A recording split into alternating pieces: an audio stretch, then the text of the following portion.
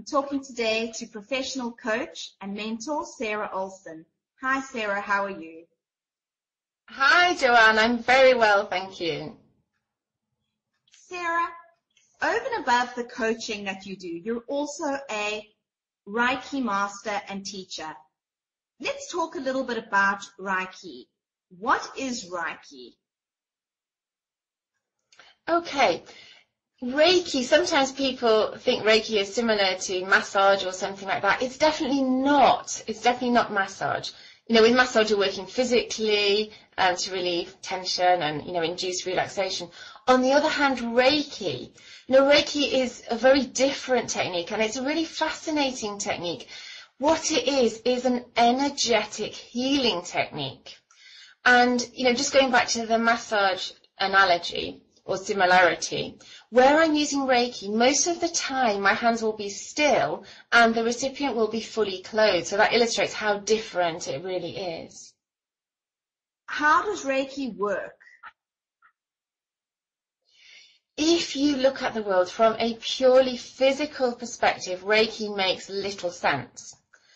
When I'm teaching one of my Inner Awakening courses or Reiki courses, I say to my students, if you try to understand from your 5 physical senses, it won't be clear to you.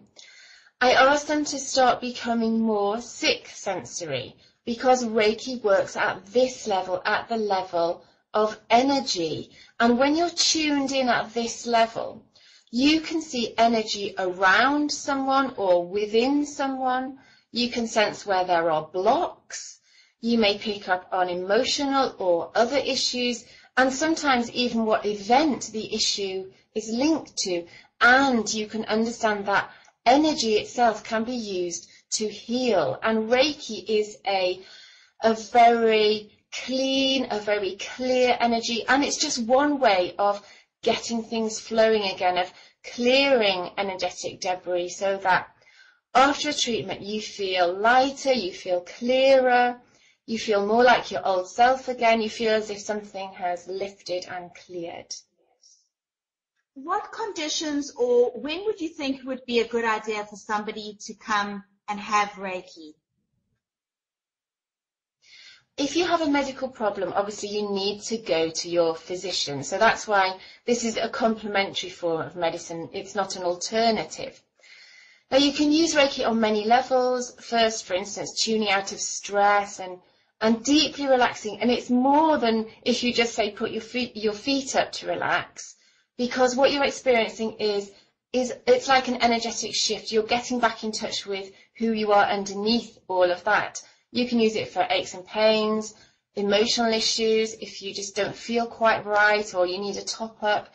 And you can use it to follow a path of discovery about yourself and your life. And I find it especially effective to use Reiki with kinesiology, where I will muscle test someone to find out exactly what they need for their presenting issue. And Reiki or healing may come up as part of the treatment for them.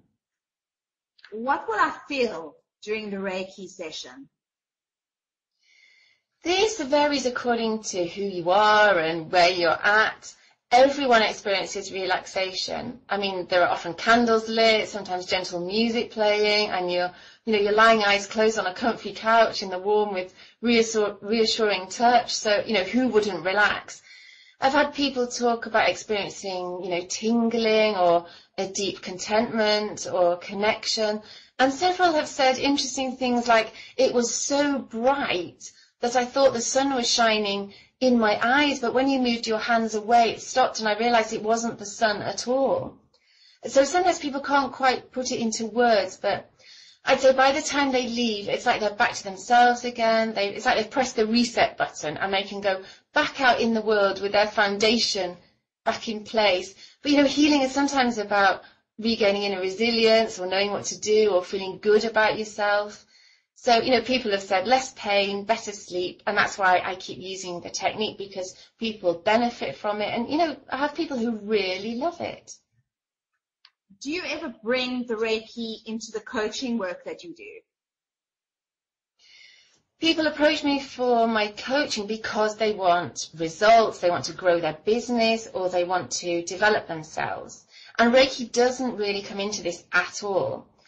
Others approach me because they want to do an inner awakening course or my Reiki courses, or they want treatments because they want to connect and heal, and they want to connect more deeply. And some people will do both, but the healing way of doing things isn't for everybody. But the crossover for me is that I'm very intuitive in my coaching because I do healing related work as well.